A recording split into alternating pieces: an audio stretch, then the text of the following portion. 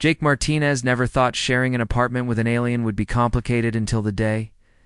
Everything changed. The year was 2147, and humans had been part of the galactic community for 30 years now, and Earth cities were filled with beings from dozens of different worlds, and Jake lived in a small apartment in downtown Chicago with his roommate Zero, who came from a planet called Belthera.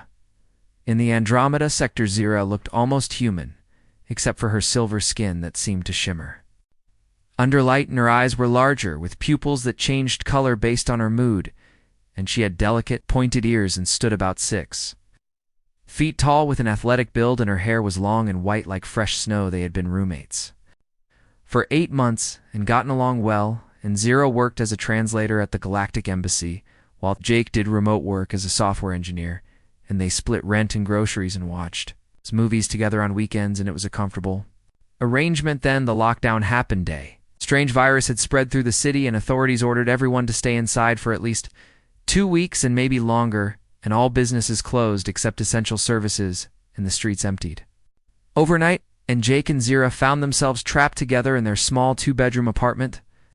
The first few days were fine, and they worked from their respective rooms and made meals together and played card games in the evening, and Zira taught Jake some words in her native language, and he taught her how to make proper tacos. But on the 4th day, Jake noticed something was different. Zira stayed in her room all morning, and when she finally came out for lunch, her skin was glowing brighter than usual, and her eyes kept shifting between deep purple and bright gold, and she seemed restless and kept pacing around the living room. "Are you okay?" Jake asked as he heated up some soup. Zira stopped pacing and looked at him, and her eyes were fully gold now, and she wrapped her arms around herself. "Am fine," she said, but her voice sounded strained and higher pitched than normally. "You don't look fine," Jake said, and he turned off the stove and walked over to her. "And do you need medicine or something?" Gira shook her head quickly and backed away from him, and her skin was practically glowing now and giving off a faint warmth that Jake could feel, even from a few feet away. "I need to call the embassy," she said, and she pulled out her communication device. But when she tried to activate it, nothing happened, and the lockdown had shut down most communication networks except for emergency services. Jake felt worry creeping into his chest. "And Zira, what is going on? And you need to tell me if something is wrong." Zira looked at him, and her eyes were completely gold now and filled with something that looked like fear and embarrassment. "I am entering my cycle," she said quietly. "Your cycle," Jake repeated, and he had no idea what that meant. "On my world, we have biological cycles that happen twice a year," she explained, and her hands were trembling, "and it is called the burning time, and it lasts for several days. And during this time, many need," and she stopped and looked away, "and we need close contact with another being, or the symptoms become very painful." Jake felt his face getting hot as he understood what she was implying, and "Oh," he said, "and so you need to be near someone." Zira finished, and not necessarily mating, but physical closeness and skin contact and shared warmth, and without it, my body temperature will keep rising, and I will experience severe pain and possibly organ damage. "How severe?" Jake asked. "Without contact, I could die within 3 days," she said, and her voice was barely a whisper. Jake felt panic rising in his chest. "And okay," he said, "and okay. We can figure this out, and can you contact someone from your species, and maybe they can come here?" The lockdown, Zira reminded him, "and no one can travel, and the embassy is closed. And even if I could reach someone, they could not get here in time." Jake ran his hands through his hair, and he looked at Zira, who was now shaking, and her skin was so bright it was almost hard to look at, and he made a decision then. "I will help you," he said. Zira looked up at him with wide eyes. "And Jake, you do not understand what you are offering, and the burning time is intense, and we would need to stay in close physical contact for days, and it will be difficult and uncomfortable. Andy, get it." Jake interrupted, but you are my friend, and I am not going to let you die because of some stupid lockdown, and we will figure it out." Zira stared at him for a long moment, and then her eyes shifted to a soft blue color, which Jake had learned meant gratitude.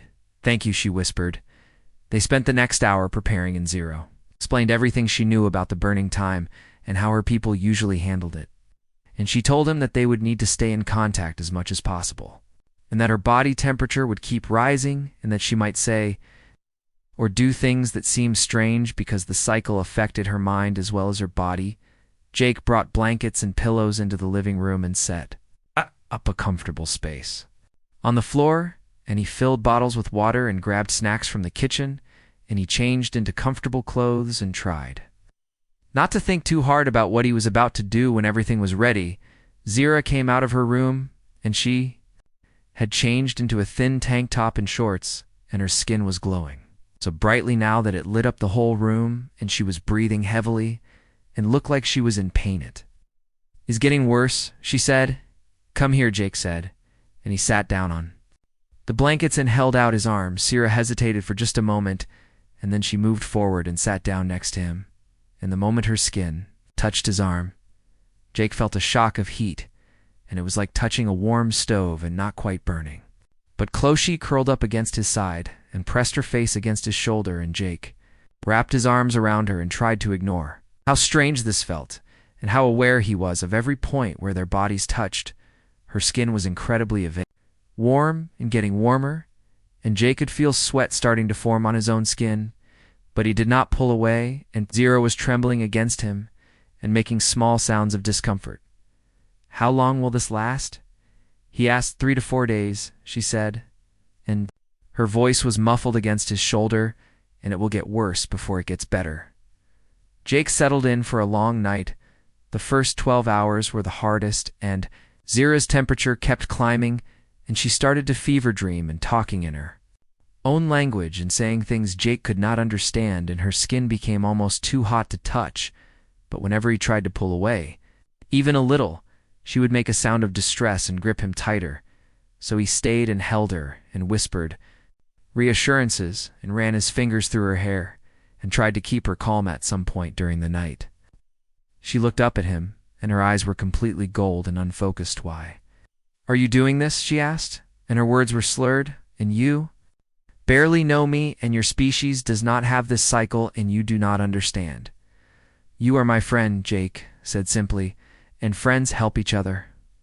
"Could hurt you," she whispered, "and I am so hot, and I cannot control it to want hurt me," he said, and he hoped he was right. Zira closed her eyes and pressed closer to him, and Jake felt her heart beat against his chest, and it was racing like a drum, and he wondered how her body could sustain this kind of stress. The second day was worse, and Zira's fever peaked, and she was barely conscious, and Jake had to keep giving her water and making sure she stayed hydrated, and his own body was exhausted from the constant heat and lack of sleep, but he refused to leave her. He talked to her constantly and told her stories about his childhood and about his family and about stupid things that happened at work, and he did not know if she could hear him, but it made him feel better to keep talking. At one point, she opened her eyes, and they were clear for just a moment, and she looked at him with such intensity that it took his breath away. "You are stronger than any Velthari I have known," she said. Jake did not know what to say to that, so he just held her tighter. On the third day, Zira's temperature finally started to drop, and she became more coherent, and the gold in her eyes faded to a softer amber color, and she was able to sit up and drink water on her own. "I am sorry," she said, and her voice was hoarse, "and I know this has been terrible for you." Jake laughed, and it sounded a little crazy even to his own ears, and terrible is not the word I would use, he said, and exhausting maybe, and definitely weird, but not terrible. Ezra smiled, and it was the first real smile he had seen from her in days. "And you are a good person, Jake Martinez. You are not so bad yourself," he said. They stayed close for the rest of the day, and Zira's body slowly returned to normal, and her skin stopped glowing, and her temperature dropped to something almost comfortable. And by evening, she was able to stand and walk around the apartment. Jake finally allowed himself to sleep, and he crashed on the couch and slept for 14 hours straight. When he woke up, Zira was in the kitchen making breakfast, and she looked completely normal, and her skin was back to its usual soft silver, and her eyes were a calm green color.